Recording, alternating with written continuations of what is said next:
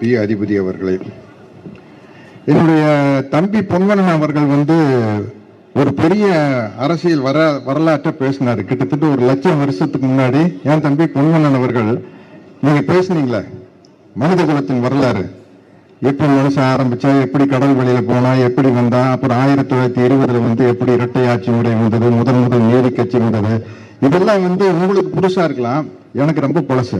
ஏன்னா இப்ப 108 எம்எல்ஏக்கள் ஜெயிச்சிருக்கிறாங்கல்ல, அவங்க வீட்டு நான் கேட்டு தெரிஞ்சுட்டேன். பெரிய அறிவு பெட்டகம். நீங்க பேசுறது கம்மிதான், இதெல்லாம் ஒண்ணுமே இல்லை அவங்களுக்கு முன்னாடி. நீங்க அங்க பேசுனீங்கன்னு வச்சுக்கங்க, பால்காவில் இருந்து கங்கை வரை பேசுவாங்க.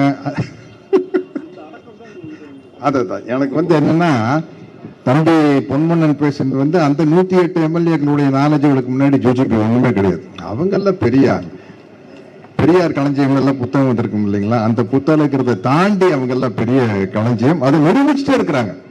ஒரு மந்திரிக்கு அவருடைய போர்ட்போலியோவே எதுன்னு தெரியல.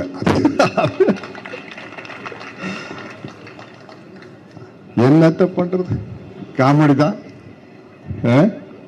எப்படிப்பட்ட, அதாவது இந்த தமிழ்நாடு என்பது 1967க்கு முன்னாடி 1967 தான் முதன் முறையாக தமிழ்நாட்டில் திராவிட முன்னேற்ற கழக ஆட்சி வருது. அதுக்கு முன்னாடி காங்கிரஸ் கட்சி தான் ஆட்சியில் இருந்தது. அது எனக்கு தெரியும், தம்பி பொன்மனனுக்கு தெரியும். அது ஒரு பண்ணையார் கட்சி. எங்க சொந்தக்காரங்க எல்லாம் மாமன் எல்லாம் மிட்டாமிராசி பண்ணையார்கள், ஜமீன்தார்கள், அவங்க எல்லாம் தான் காங்கிரஸ் கட்சியில மந்திரியா இருக்காங்க. அப்படி காங்கிரஸ் கட்சி. அது என் வயசுக்காரங்களுக்கு தெரியும். 67க்கு முன்னாடி இந்த நாட்டில் நடந்துட்டு இருந்தது அந்த மாதிரி பணக்காரர்களுடைய ஆட்சி தான். ஏழை பங்காளனாக பெருந்தலைவர் காமராஜர் இருந்தாரு. பட் அதிகாரத்தில் இருந்தவங்க கூட பெரிய பெரிய பணக்காரர்கள். முதல் முறையாக 1967 பேரறிஞர் அண்ணா தலைமையில் திராவிட முன்னேற்ற கழக ஆட்சி வந்ததுக்கு அப்புறம் தான் தமிழ்நாடு நிமிர்ந்தது. அது ஒருத்தர் பதிவு போட்டிருந்தாரு, முதலமைச்சர் நாற்காலியில் அண்ணா அமர்ந்தார், தமிழ்நாடு இழந்தது.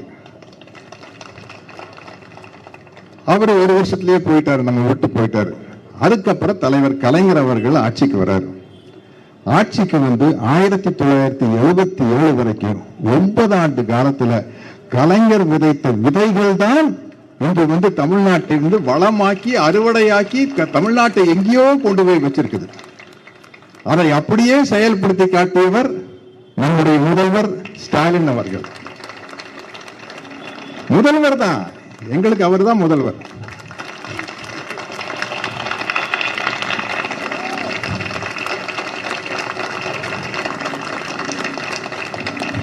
அன்பின் முதல்வர், பண்பின் முதல்வர், பெருந்தன்மையின் முதல்வர் சொன்னார்ல சட்டசபையில. 41 பேர் கரூர்ல செத்துருக்காங்கன்னா எந்த கட்சிக்காரனும் தன் சொந்த கட்சிக்காரன் சாகணும்னு ஆசைப்பட மாட்டான்.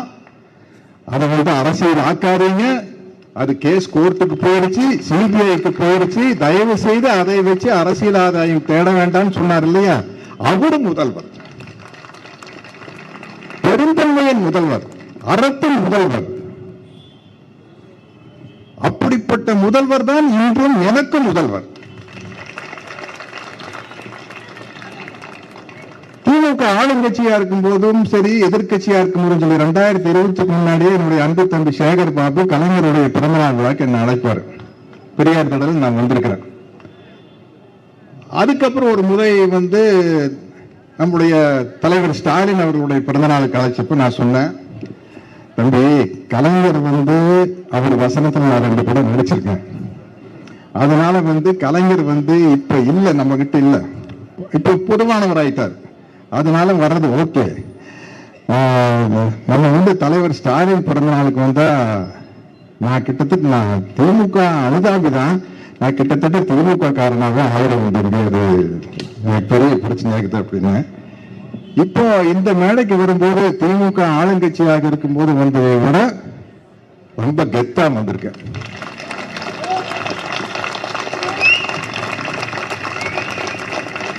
ஏன்னா ஆளுங்கட்சியா இருக்கும்போது வந்தா காக்கா பிடிக்க வந்திருக்கான்னு சொல்லுவாங்க. காக்கான்னு இது வேற. நம்ம சூப்பர் ஸ்டார் ரஜினி சார் ஒரு காக்கா கலைக்கிற சொன்னாங்க, அந்த காக்கா பிடிக்கிறதுனா ஐஸ் வைக்கிறது, அந்த காக்கான்னு நினைச்சுக்காதீங்க. காக்கா பிடிக்க வந்திருக்கோம் அப்படின்னு சொல்லுவாங்க. இப்ப எதிர்கட்சியா இருக்கும்போது வரும்போது தான் தம்பி எனக்கு ரொம்ப பெருமையா இருக்கு தம்பி. நான் பெரியாருடைய தொண்டன், அதனால திராவிட கருத்தியல் ஆதரவாளன். நான் எந்த கட்சியிலையும் நம்பர் இல்லை. இருந்தாலும் கூட நல்லது நடக்கும்போது, அது எந்த கட்சி ஆட்சியில் இருந்தாலும் அந்த கட்சியில் ஒரு நல்ல நலத்திட்டங்கள் நடக்கும்போது போறேன். அது மாதிரி முதல்வர் ஸ்டாலின் அவர்களுடைய பிறந்த நாளுக்கு தம்பி சேகர் பாபு அவர்கள் பல நலத்திட்டங்கள் அறிவிப்பாரு. அதை வழங்கிட்டு போங்கன்னா, மற்றபடி இது அரசியல் இல்லை அப்படின்னு சொல்லி கூப்பிடுவாரு. வருவேன். வரும்போதும் கூட ஒரு தயக்கம் இருக்கும், என்னடா நம்ம ஆளுங்கட்சிக்கு போய் ஜால்ரா அடிக்கிறோமோ அப்படின்ட்டு. ஆனா 5 வருஷமா நான் சேகர் பாபு தம்பி கூப்பிட்டப்பெல்லாம் நான் வந்ததுக்கு காரணம் தலைவர் ஸ்டாலின் அவர்களுடைய செயல்பாடுகள் தான், அவருடைய வளர்ச்சி திட்டங்கள் தான், அவருடைய நலத்திட்டங்கள் தான். ஆளுங்கட்சியாக இருக்கும்போது தயங்கி தயங்கி வந்தேன்னா, இப்ப சொல்ற ஒரு திமுக அனுதாபியா போன தம்பி, என்ன நல்ல நல்ல விஷயங்கள் எல்லாரும் பண்றீங்க அப்படிங்கிறதுக்காக இப்ப சொல்றேன் தம்பி, நான் திமுக தான்.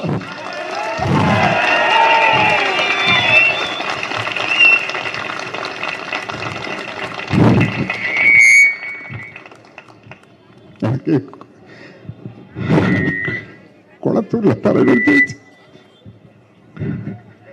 குளத்தூர்ல தலைவர் ஜெயிச்சது கொஞ்சம் கஷ்டமா இருக்கு. இல்ல ரொம்ப கிண்டலான நக்கல் பிடிச்சாள். என் சினிமால பார்த்துருப்பீங்க. எல்லாத்தையும் விளையாட்டா எடுத்துக்கலாம், எப்படி எடுத்துக்க முடியல. ஓகே, பட்டு தெருமைனா அப்ப புத்தி வரும். படுங்க படுங்க, பட்டு தெருமை அப்பதான் புத்தி வரும். இப்படிப்பட்ட தலைவரை தோக்கடிச்சிருக்கிறோம். முதல்வருக்கே உதாரணமாக இருந்தவர் அண்ணா கலைஞர் வழியில் ஸ்டாலின் அவர்கள்.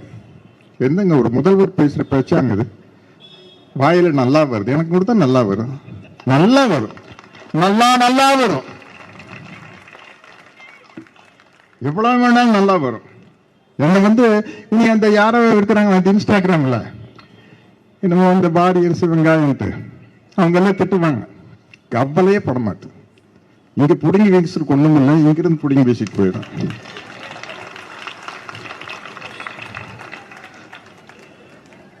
தேவைன்னா சொல்லுங்க, எனக்கு நிறைய கெட்ட வார்த்தை தெரியும். நான் ஒரு மரியாதை அதையெல்லாம் அமைக்கி வச்சிருக்கிறேன். உங்களுக்கு ஏதாச்சும் தேவைன்னா இன்ஸ்டாகிராமில் லொட்டு ரோஸ்ல திட்டுவீங்க. உங்களுக்கு ஏதாச்சும் தேவைன்னா அது கொடுக்க நான் நிறைய எடுத்து கொடுக்குறேன். அதனால இந்த தமிழ்நாட்டை பொற்காலமாக மாற்றியது திராவிட மாடல் ஆட்சி தான். தந்தை பெரியாரின் கொள்கைகளை கனவில் ஏந்தி அதை நடைமுறைப்படுத்தி அண்ணா அதை சட்டமாக்கி, என்னங்க மிக முக்கியமான ஒரு சட்டம் சொல்றீங்க, இவ்வளவு பெண்களுக்கு இருக்கீங்க, பெண்களுக்கு சொத்தில் சமூகமை கொண்டு வந்தாரு தலைவர் கலைஞர். அதை விடவா அவர் கொண்டு வந்த அந்த அத்தனை சட்டத்தையும் வழிநடத்தி முன்னாடி கொண்டு வந்தாரு நம்மளோட தலைவர் ஸ்டாலின் அவர்கள். அதை விடவா ஒண்ணும் இல்லை. இப்ப ஆட்சியில் இருக்கிறவங்களுக்கு நான் ஒரே ஒரு அட்வைஸ் பண்றேன், நீ ஒண்ணுமே பண்ண வேண்டாம். ஸ்டாலின் அவர்கள் செய்த நலத்திட்டங்களுக்கு பேரை மட்டும் மாத்தி ஸ்டிக்கரை மாத்திருங்க, உங்களுக்கு நல்ல பேர் கிடைச்சிடும். நான் முதல்வன் திட்டமா வேற ஏதாச்சும் வச்சுக்கோங்க, விடியல் பயணமா வேற பேர் வச்சுக்கோங்க. அந்த பேரை மட்டும் மாட்டினீங்கனாலே உங்களுக்கு நல்ல பேர் வந்துடும். ஆனா அவர் கொண்டு வந்த நலத்திட்டத்தையும் வளர்ச்சி திட்டத்தையும் மாத்தினீங்கன்னா சரிப்பட்டு வராது, கண்டிப்பா சரிப்பட்டு வராது. என்னன்னா ஒரு இருக்க சினிமா போக, நானும் சினிமா நடிகன், சினிமா ஒரு கவர்ச்சி எல்லாம் இருக்க வேண்டியதா இல்லைன்னு சொல்ல. பட் நம்ம சிந்திச்சு சீர்தூக்கி பார்க்கணுங்க. நம்மளுக்கு ஒரு மாற்றம் வேணும்னா என்ன மாதிரியான மாற்றம் அப்படிங்கிறது யோசிச்சு பார்க்கணும்.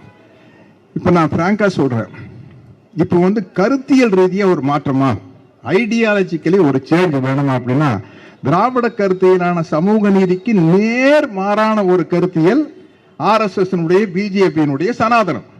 உங்களுக்கு இது பிடிக்கலையா, அங்க ஓட்டு போட்டுருங்க.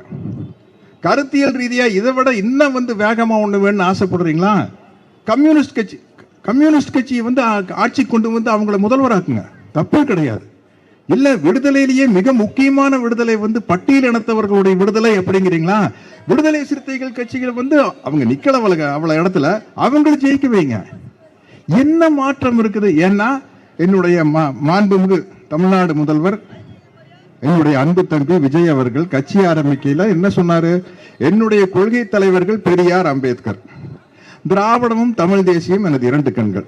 அப்ப திமுக தானே? அது திமுக தான். திமுக, அண்ணா திமுக, அது எல்லாம் ஒண்ணுதான். தலைவர்கள் நபர்கள் மட்டும்தான் மாறுது. அந்த தலைவர்களும் நபர்களும் மாறும்போது நீங்க யோசிச்சு பார்க்க வேண்டாமா?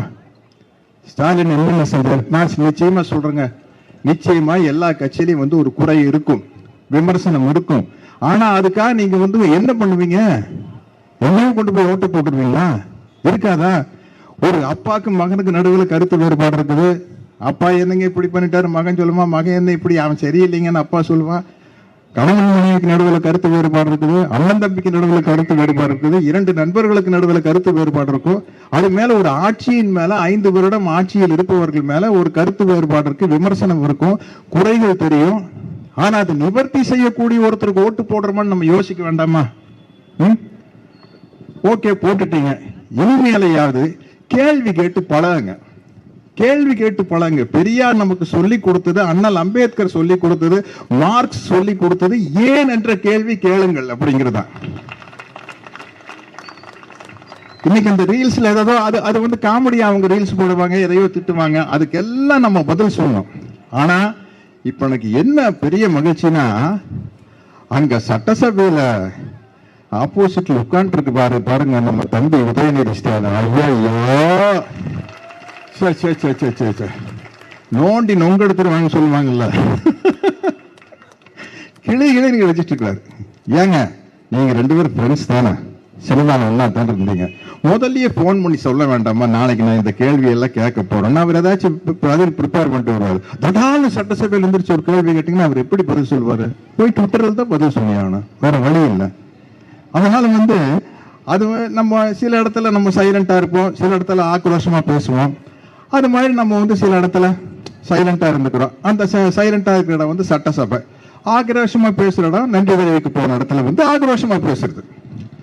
இப்பேற்பட்ட தலைவர் பாருங்க, குளத்தூர்ல தோத்துட்டாரு. நான் அடுத்த நாள் தலைவருக்கு போன் பண்றேன், எனக்கு என்ன சொல்றதுன்னு தெரியல, என்னங்க இப்படி அப்படின்னா, அதை விடுங்க, நான் இப்ப நன்றி சொல்றதுக்காக போயிட்டு இருக்கிறேங்கிறாரு. அடுத்த நாள் நன்றி தெரிவிக்கிற கூட்டத்துல மக்கள் அத்தனை பேர் அழறாங்க. அவரது மட்டும் இல்ல, அன்பில் மகேஷ் போற இடத்துல, தம்பி தமிழன் பிரசிடண்ட் போற இடத்துல, எங்க எப்படி என்ன எங்க எப்படி ஸ்லிப் ஆச்சுன்னு தெரியல, ஆயிருச்சு. பராசக்தி படத்துல நடிகர் திலகம் சிவாஜி, பராசக்தி படம் பார்த்தவங்க எத்தனை பேர் இருக்குன்னு தெரியாது. நடிகர் திலகம் சிவாஜி அவர்கள் வந்து தன்னையுடைய தங்கச்சியை பார்க்கறதுக்காக சென்னைக்கு வருவார். ரங்கூன்ல இருந்து வந்த இடத்துல வம்பு பண்ணி அவர் ஒரு கவர்ச்சி நடந்து கூப்பிட்டு போய், ஓ ரசிக்கும் சீமானேவா அஜோலிக்கும் கடை அடைந்து, அதுக்கு கலைஞர் தான் அந்த பாட்டு எழுதினார்னு நினைக்கிறேன். ஆமா அப்படின்னு நினைக்கிறேன். அப்படின்னு சொல்லி நடிகர்களை வந்து அங்கிருந்து ரங்கூன்ல இருந்து வரும்போது வந்து பாக்கெட்டை பர்சல்ல பிக் பாக்கெட் அடிச்சுட்டு போயிருக்காங்க. சோத்துக்கே வழி இருக்காது. கவர்ச்சி நடனத்தை பார்க்க போய் அப்படிப்பட்ட பணக்கார ரங்கூன்ல இருந்து வந்து இங்க ரொம்ப, அப்பதான் தலைவர் வசனம், காண வந்த தங்கையை கண்டேன் கண்ணற்ற ஓவியமாக, ஆம் கைம்பெண்ணாக, தங்கையின் பெயரோ கல்யாணி, ஆனால் கழித்தலோ மாங்கல்யம் இல்லை, செழிப்பு வாழ்ந்த குடும்பம் சீரடிந்து விட்டது, கண்ணிலே நீர் கையிலே பிள்ளை, கல்யாணி அலைந்தால் கல்யாணிக்காக நான் இணைந்தேன் அப்படின்னு சிவாஜி சார் பேசுவார் கலைஞருடைய வசனத்தை. அந்த மாதிரி எங்கேயோ கவர்ச்சி நடன பார்க்க போய் இருக்கிறதையெல்லாம் அடிச்சுட்டு போயிட்டாங்க. இது நீ மறுபடியும் நம்ம ரிவைவ் வர்றதுக்கு இனி எல்லாம் வந்து மறுபடியும் வந்து திமுக ஆட்சி வந்து அதை சரி பண்ணு, திமுக ஆட்சி வந்துதான் சரி பண்ணு. அநேகமா கலைஞர் அவர்களுடைய 104வது பிறந்த நாளுக்கு நம்ம தமிழ்நாடு முதலமைச்சராக திரு முத்துவேல் கருணாநிதி ஸ்டாலின் அவர்கள் தலைமையில் தான் கலைஞரின் 104வது பிறந்த நாள் நடக்கணும்னு நினைக்கிறேன், நடக்கணும்னு ஆசைப்படுறேன். அதுதான் வந்து தமிழ்நாட்டுக்கு நல்லது. இப்ப தலைவர் ஸ்டாலின் அவர்கள் வந்து வெற்றி வாய்ப்பு இழந்தது வந்து ஓரளவுக்கு நான் நல்லா யோசிச்சு பார்த்தா அவருக்கு நல்லது. கொஞ்சம் ஓய்வு எடுக்க முடியும், நல்லா உடற்பயிற்சிகள் செய்ய முடியும், நல்லா மனசை இன்னும் தேர்த்திக்கிட்டு ஒரு ரெஸ்ட் தானே. பட் அவருக்கு அது ரெஸ்ட் கிடையாது, உழைப்பு தான் ரெஸ்ட். உழைப்பு தான் வந்து ஸ்டாலின் அவர்களுக்கு ரெஸ்ட். இக்கிகைன்னு ஒரு ஜப்பான் தத்துவத்தை நீங்க படிச்சிருப்பீங்கன்னு நினைக்கிறேன் தம்பி பொன்வண்ணன் அவர்கள். அதுல வந்து ஜப்பான்ல வந்து அவங்களுக்கு வந்து இக்கினோவா அப்படின்னு ஒரு கிராமத்துல ஒக்கினோவாங்கிற கிராமத்தில் எல்லாம் 100 வயசுக்கு மேல வாழ்வாங்க. அது காரணம் என்னன்னா அவங்க எல்லாமே சொசைட்டிக்கு வந்து ஏதோ ஒரு சேவை செஞ்சுக்கிட்டே இருப்பாங்க. அதனாலதான் பாத்தீங்கன்னா தந்தை பெரியார் 95 வயசு, முத்தமிழறிஞர் கலைஞர் அவர்கள் 94, 95 வயசு, நல்லகண்ண ஐயா 102 வயசு என்னமோ, சங்கரையா வந்து 101 வயசு தாண்டி, அது மாதிரி அந்த சேவை மனப்பான்மை இருக்கிற நமது தமிழக முதல்வர், நம்முடைய முதல்வர், அன்பின் முதல்வர், பண்பின் முதல்வர்,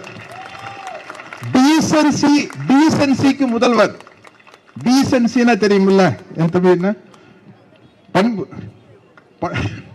டீசன்சியின் முதல்வர் ஸ்டாலின் அவர்கள் வந்து கண்டிப்பா நிச்சயமா ஆட்சி. ஏன்னா ஒரு சின்ன நம்மளுக்கு வெயில்ல போனா தான் நிழலோட அருமை தெரியும். வெயில்ல போய் நின்றுக்கிறோம், நிழலோட அருமை தெரியும். அந்த நிழலின் அருமையும் கூட, நிழல் வர வேண்டும் என்றாலும் கூட உதயசூரியன் உதிக்கும் போது வரும். நிச்சயமாக உதயசூரியன் உதிக்கும். நான் எம்ஜிஆர் ரசிகரா அடிக்கடி அவருடைய வசனத்தை பேசுவேன். 1001 படத்துல வில்லன் மனோகர் எம்ஜிஆர் பார்த்து சொல்லுவாரு, நீ அணையும் விளக்கு, அஸ்தமிக்கும் சூரியன் அப்படிம்பாரு. எம்ஜிஆர் திருப்பி சொல்லுவாரு, அஸ்தமிக்கும் சூரியன் அடுத்த நாளை மீண்டும் உதயமாகும் அப்படிம்பாரு. ஞாபகம் இருக்குதா? 1001 பார்த்தவங்களுக்கு கப்பல்ல பேசுவாரு மனோகர் கிட்ட, white and white shirt, red colour collar, red colour belt, red shoe உள்ள, ஆமா போட்டு அடிப்பாரு. பாத்தீங்களா? அந்த மாதிரி வந்து சூரியன் அஸ்தமிக்கிறதே இல்ல. நம்மளுடைய சுழற்சியின் காரணமாக இருட்டு வருது ஒழிய சூரியன் அப்படியே தான் இருக்குது. உலகம் சுத்தும் போது நம்மளுக்கு இருட்டு வர மாதிரி இருக்குது. சூரியன் நிரந்தரமானது, அதை முதல்ல புரிஞ்சுக்கங்க. சோ இந்த சூரியன் மீண்டும் உதயமாகும். ஏன்னா அது அஸ்தமிக்கவே இல்லை, அதுதான் இயற்கை என்று கூறி என்னுடைய உரையை முடித்துக்